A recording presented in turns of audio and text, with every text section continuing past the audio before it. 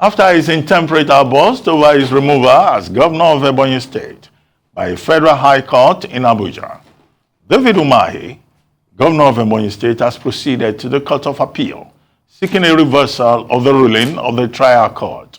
However, Governor Umahi's choice of words did not escape the Nigerian Bar Association, which expressed utter dismay over what he described as his unfortunate and totally unacceptable reaction to the court ruling and the trial judge, Justice Inyang Ekwo. The NBA went on to demand an immediate apology from the governor and a retraction of his comments against the person and judgment of Justice Ekwo of the Federal High Court.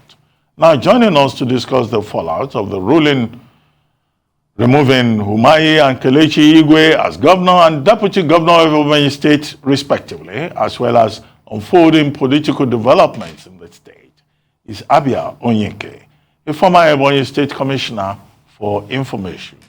Good morning, great Malabite, and thank you for joining us. Good morning. Thank you very much.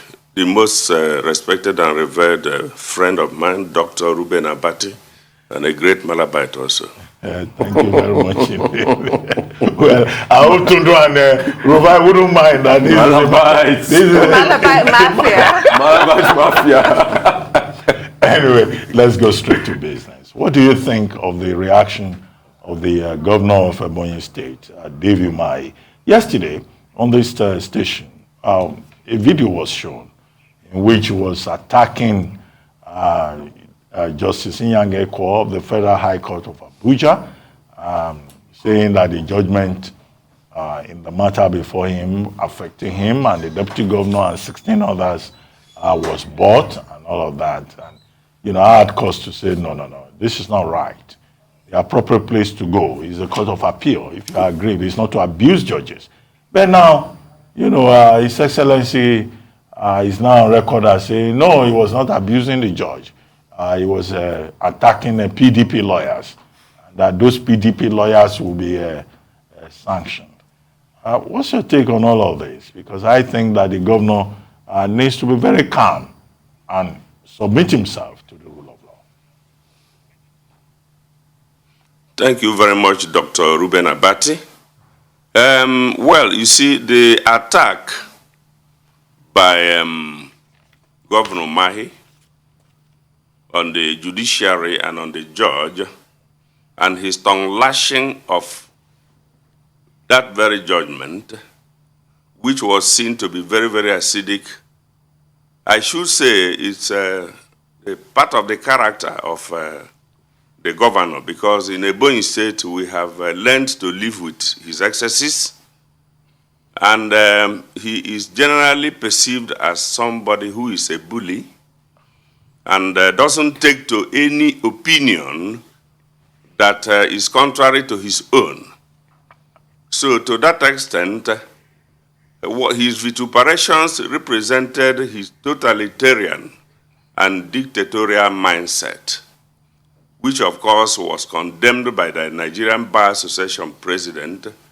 And of course, you have also heard that he has apologized. You may also recall that in the year 2020, when he banned some journalists from entering government house, and the entire media centers all over the country descended on him, including the Nigerian Bar Association, Nigerian Union of Journalists, the Guild of Editors, and others, the same Umahi had to recant and also had to apologize. So I would say that he's always an apologist who is also suffering from apologia. In other words, he may be somebody that may be described as not having a very stable character, because at that level of position, when you are a governor, you are expected to be a leader who should have certain qualities. And this is a democratic dispensation where everybody is entitled to his opinion. And even if the judge or the court came up with that ruling, you knew that that was not going to be the final statement on that. You still had the Court of Appeal to go to, and of course the Supreme Court. Yet he descended on them. That is what we have been suffering. The way he descends on the people of Ebonyi State. The way he manifests anarchic tendencies, which have been inflaming passions all over the place. So that's what we have learned to live with, my brother. It's a very terrible situation. Right, Mr. Onyike. I want to talk about the people of Ebonyi. How has that verdict been received by the generality of people there, even though the governor has appealed, and we'll see the outcome of that? What are the people thinking right now? The PDP has been very swift to nominate 2 names to replace the governor and the deputy governor. Are the people of Ebonyi generally receptive to this idea? Well, yes, that is the truth. The issue is that the people of Ebonyi State are highly jubilant.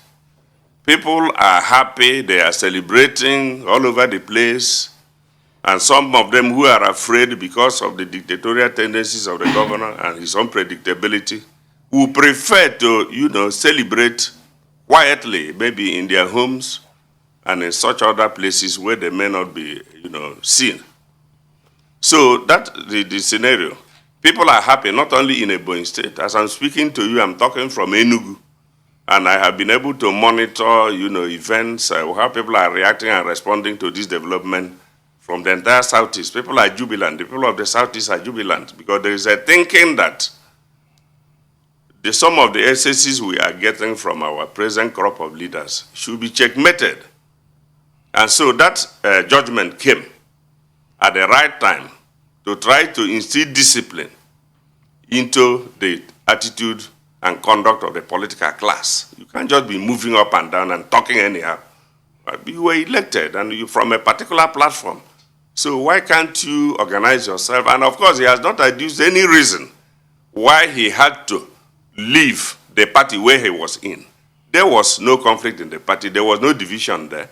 But it's only recently that some people have opined that he may have decided to leave the party because he felt that that would be a better way of saving himself from the inquisition of the EFCC and other agencies of government because of his excesses and because he's also a leader that has been associated with a lot of issues. He has a very voracious veracity for self-service, using the instruments of government for his personal enrichment and so forth and so on.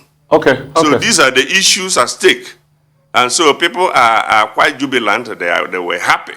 Even though he has said he has appealed, well, let's look at how the issues will play out. Okay. Just to create some level of balance, and balance is needed here. Are all of this your allegations because you are fighting with the governor?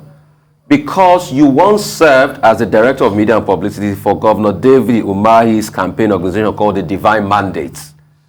Is it because you are falling apart? That's why you are saying all of this? And secondly, didn't you know all of this about him before you served as the publicity director for his campaign?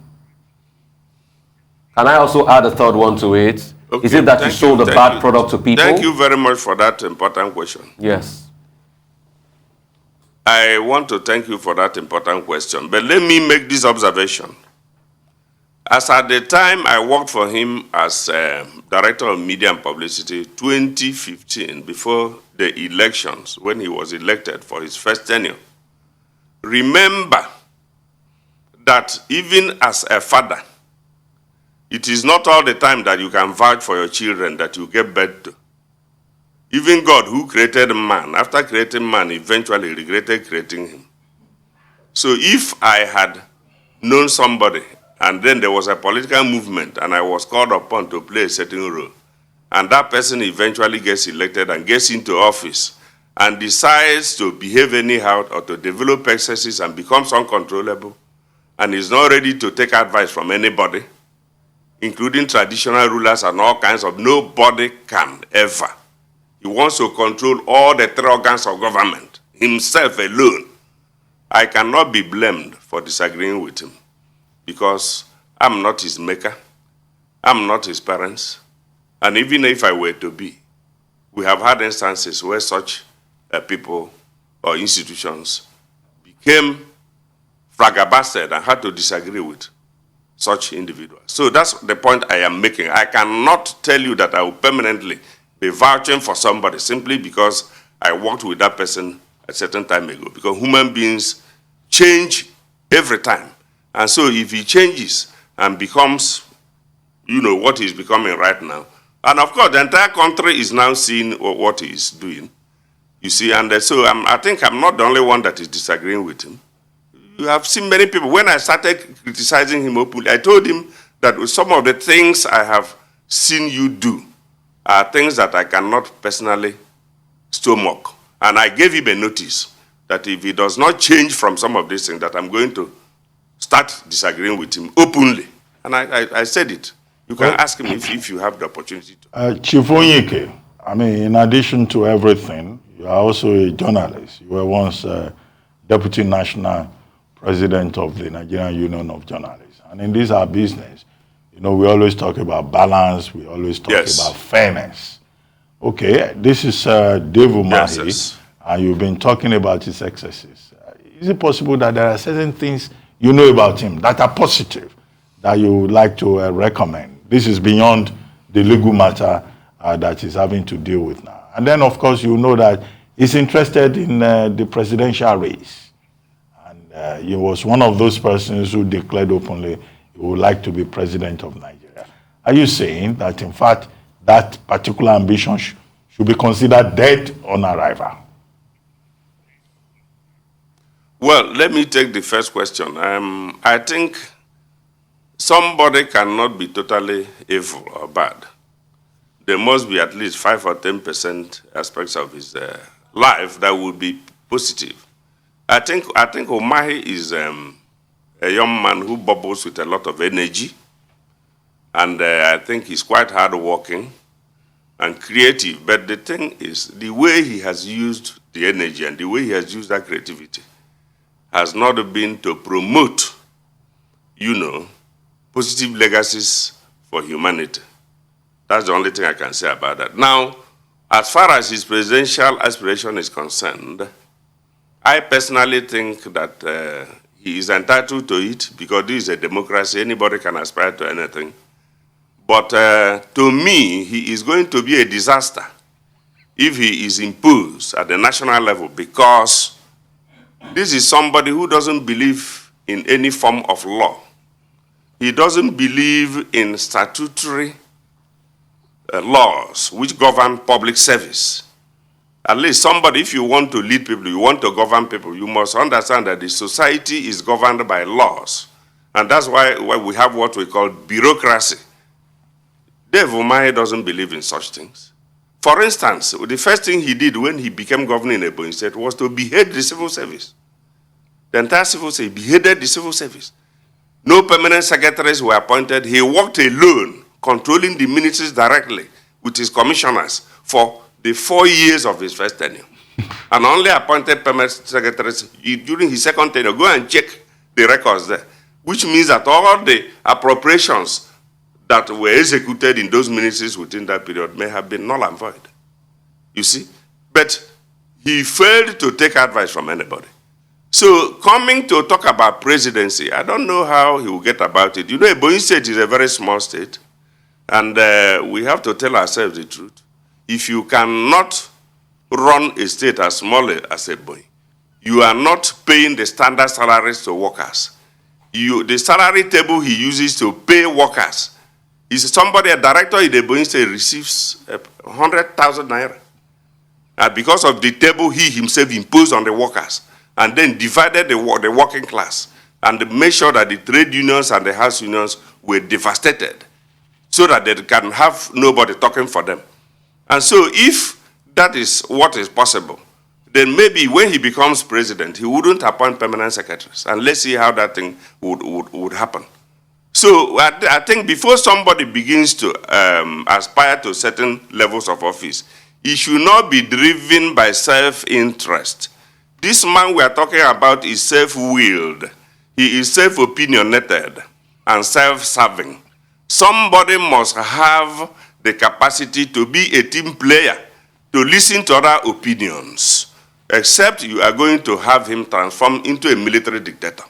Otherwise, I don't see him playing within the democratic tenets in Nigeria today. Okay, and yet in spite of all of that, now that Governor Umahi has decided to appeal, it might very well be that he will remain governor of Ebonyi State till the end of his tenure. What's your reaction to that possibility or likelihood?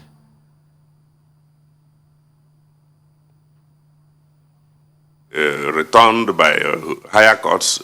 It's also likely that the higher courts may also uphold the judgment of the federal high court. I'm saying the duration that it will take. So in which case he will be thrown out. So it's a two-way issue. No, sir. It's either he goes or he stays. But whether or not, I was referring to the duration. I can't hear you clearly.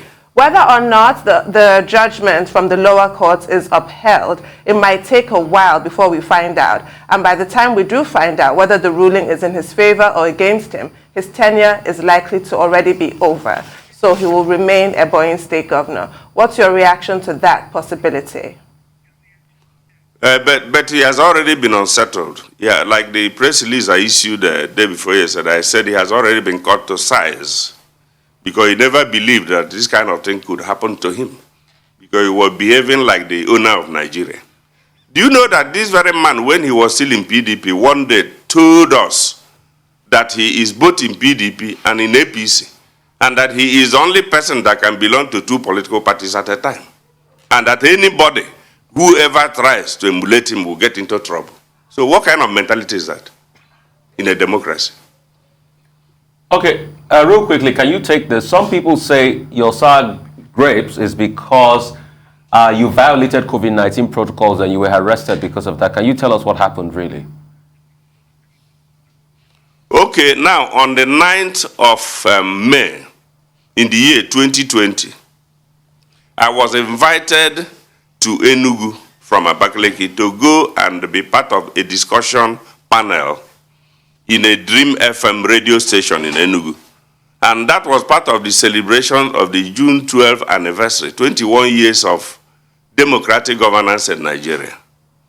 So I went there and we discussed. We were looking at performance of the performances of governors and governments from 1999 to that period. And so because of some of the assessments we made and some of the opinions we held, the governor felt that I should be subjected to inquisition. He was not happy. In fact, before I could arrive at Abakaliki, I noticed that his younger brother, whom he had imposed as the national vice chairman of PDP, was already sending text messages insulting me to my phone. And I had to overlook it. But later on, when he persisted, I told him, my friend, I don't know you. Whom I know is the governor. I don't know you. We're not living here. I don't know why you came in here, either because of your stomach problem. Why not keep quiet and allow us to play the politics? If you have now remembered politics now. So now, later on, the governor went and addressed the state.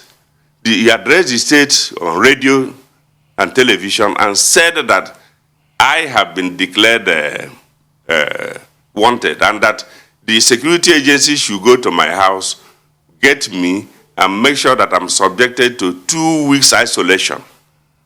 That why did I pass through the border between Abakaliki and Enugu? So, well, I felt that as a professional journalist, I think it was essential service that I was going to be involved in that discussion. So, but later on, you know, they persisted and dragged me to the Directorate of SSS, and they talked. So, but when the SSS man came, I had to advise him to be very careful with Umahi, because Umahi should not be allowed to destroy the careers of other people, since he himself was never a public officer and he doesn't respect laws. Since he had decided to be lawless, sometimes he can drag you into trouble. And as if I knew what was going to happen, about 2 weeks after that time, that very director of SSS was, you know, removed from that very place and sent on retirement immediately because of certain things he had followed Umahi to commit. So these are the issues. He had no reason for that inquisition, other than that he now felt that, now he went to court and instituted 4 court cases against me, calling local government chairmen in Abakaliki And in other places, Afigbo, South Afigbo, not the court cases were there until they were recently struck out for lack of merit. Well, Chief, well, I mean, this is very interesting story coming out of Ebonyi. But the governor has been accusing the PDP of being behind these travails. He says, you know, PDP lawyers are the ones who have misrepresented the situation in Ebonyi State. Would like your comment on that? And also, what is the connection between all of this and the 2023 gubernatorial election in Ebonyi State? Because you've been quoted as saying that this is a conflict between the Izi and the Eza clan, you know, and the conflict of the senatorial districts. Is there a connection there? Is this part of an attempt to begin to prepare for the 2023 general elections? As it will appear, the governor's people are claiming. Well, this is a political period, so anything happening will always be ascribed to politics. But why should he blame the PDP when he himself was the one who defected from PDP to APC? So what did he expect the PDP to do? Because he stole their mandate and took it to another political party. After having been elected twice as governor, and he was also a former state chairman of the party. He was also a former deputy governor of the state. All these things he got under the platform of the PDP, and there was no genuine reason for him to decamp, other than what people are saying, to run away from EFCC inquisition. Now he did it. And these people decided to take him to court. So how can he turn around to blame them? Well, as far as preparations for 2023 are concerned, I think Umahi's days are numbered, and his political relevance in Ebonyi State has nosedived. Because even before this court ruling, many of his appointees and those working with him have been leaving the APC to return back to the PDP. And you know what happened in the State House of Assembly just before this one?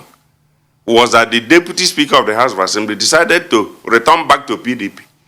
Then all of a sudden, they just unilaterally and dictatorially declared his seat vacant. Now, they went to court. Two other members of the House, their seats were also declared vacant. Those three people went to the court and got a reverse and returned back. So I don't know what Umahi's fears are, but the issue is that he is not going to contest a governorship election any longer. So why is he insisting? Must he impose somebody like him on Ebonyi? Does he want to destroy Ebonyi permanently or what? Why can't he be satisfied with the opportunity he has had, which he has messed up? Many people are dying instrumentally, including retirees. He has never paid gratuity since he became governor in 2015. Yet he's amassing wealth all over the place. Went to his village and built 25 mansions and has properties all over Nigeria and outside the country. So why should people be subjected to hunger and being allowed to die because of the wickedness of one man? Well, on the topic of Igbo presidency for 2023, that's the reason that Governor Umahi cited as defecting from PDP to APC, that PDP, in spite of the support that the Southeast has always given the party, has never repaid that support adequately by fielding a presidential candidate of Igbo extraction. You've made your feelings abundantly clear about Governor Umahi, but do you see any merit in his arguments? And what will you be doing to encourage PDP to do? Go ahead. There is no merit in that argument. That argument was very, very self-serving because that was not actually the reason why he moved. Because even if it were, it was Umahi that would have made the argument. The issue of Igbo presidency is quite larger than life. And if we begin discussing it now, we may not have sufficient time. But I think Umahi moved for reasons that are very, very selfish and are very, very personal. And the so-called presidential ambition, which he is nursing, let him look at himself very well and know whether he has any quality that can recommend him for such a high office. After desecrating the office of governor in Ebonyi State, and creating crisis all over the place. Then he's aspiring to become governor. Spending our money unnecessarily and carrying a lorry and trailer loads of rice all over the place to all parts of the country that he is contesting presidency. This is a man who had nothing before he became governor. Now, where is he getting the whole billions he's spending? Where is he getting it from? Is it not public money? And then people are not paid proper salary. Retirees are not being paid. And then you are contesting presidency just because you want to be extremely selfish and self-serving. Right. So much to unpack this morning as regards, what is happening in Ebonyi State. I'd just like to ask you, what is the political outlook like? You said some people are jubilating at this decision and the likes. Some other parties too are saying, they're gearing up, Umahi will fight this to the very end. What is the political outlook really as regards, Dave Umahi and the state? And can you also chart a course for, as regards, development in the state for me in general? And I also want to bring up the case. Well, just a minute, sir. I also want to bring up the case, if you know anything about it, about a construction worker that has been missing for a while in that state. The engineer of a certain construction company that has been missing for a while. 5 engineers have been missing. And those engineers were working for a construction firm following the loans obtained from the African Development Bank for the construction of ring roads in Ebonyi State. Now, the 5 engineers had a direct conflict and disagreement with Governor Umahi. The vehicles they were given for their project vehicles, Umahi ordered them to bring it to him in Government House. Then, he also wanted to control the disbursement of funds for the construction work. And they said, no, that is not the way we operate. We are autonomous and independent. You don't have to come in. Then he insisted that they must do that and that the vehicle must be brought. So they now sent him one of the vehicles and had one left for their work, which their manager was using. Shortly after this confrontation, these people were missing. And Umahi himself used his mouth to tell the press, to announce publicly that these people have been confirmed dead. Then the question was, where are their corpses? And up till now, there is no answer to that. Ebonyi State, since Umahi came into office, has been overtaken by communal disturbances. All kinds of killings here and there because of his politics of divide and rule. And what we are saying is that if this kind of scenario is allowed to continue, it will be very, very destructive, very, very dangerous for our people.